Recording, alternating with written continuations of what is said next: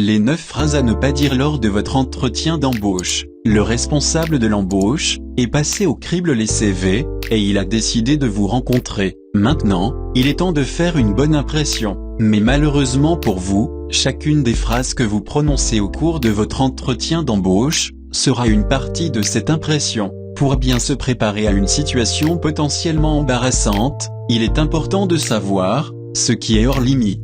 Lorsque vous serez prêt pour un emploi, évitez ces expressions et cela vous permettra d'épater votre recruteur. C'est une très bonne question. Certes, cette phrase peut être un atout important dans les conversations sociales, par contre, un recruteur n'a pas vraiment besoin de l'entendre.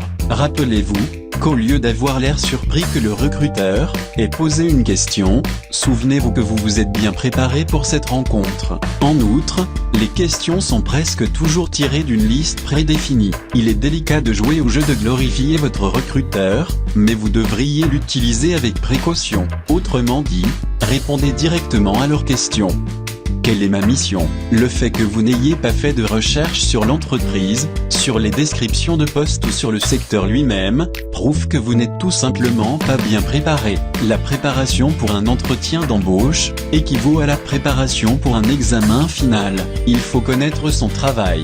Il est certainement important de lui poser des questions, cependant, elles doivent être ciblées sur des informations que vous ne pouvez pas trouver sur Internet.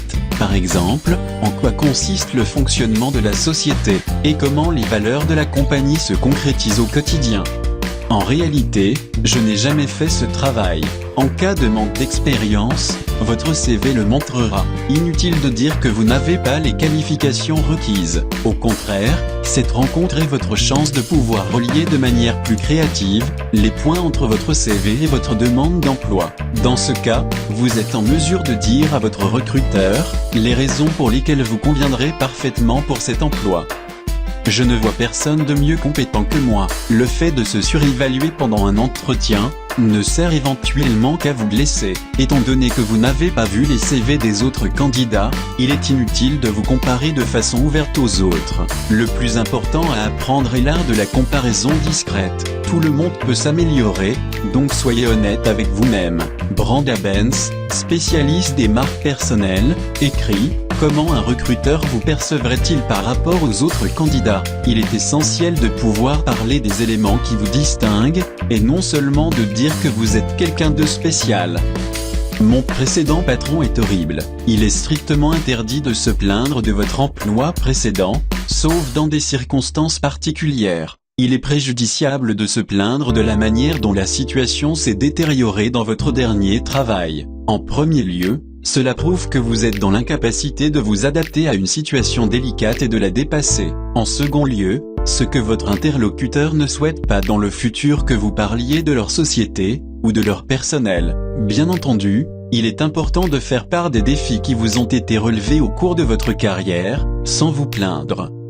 Cela constituera un tremplin vers une nouvelle carrière. Bien que ceci puisse être une bonne raison de vouloir cet emploi, il ne serait pas judicieux de le communiquer aux recruteurs. Généralement, les recruteurs sont à la recherche d'une personne capable de s'engager à long terme dans la société. En revanche, Lynn Williams, experte en recrutement, recommande de vous questionner sur vos perspectives de progression au sein de la compagnie. Cela prouve que vous souhaitez rester dans l'entreprise et les faire bénéficier du perfectionnement de vos compétences, de votre savoir-faire et de votre maturité. Non seulement vous montrez votre engagement, mais également un engagement à long terme.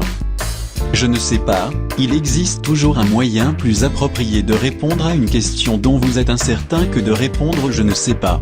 Bien entendu, il est toujours essentiel d'être humble au lieu de faire ce dont vous n'êtes pas sûr, car c'est là que votre capacité de communiquer intervient. Je n'ai pas de questions à vous poser, le fait d'avoir des questions bien préparées pour votre recruteur est aussi important que de pouvoir répondre aux questions qu'il vous pose. Lorsque vous posez des questions, cela vous permet de faire preuve d'une bonne connaissance de la société. En général, les employés apprécient de travailler ici. Il est important de poser des questions spécifiques sur la philosophie de la société et sur la cohésion de l'équipe, tout en étant franc. Pour bien comprendre ce qui se passe dans un bureau, la meilleure manière de le faire est de parler aux collaborateurs.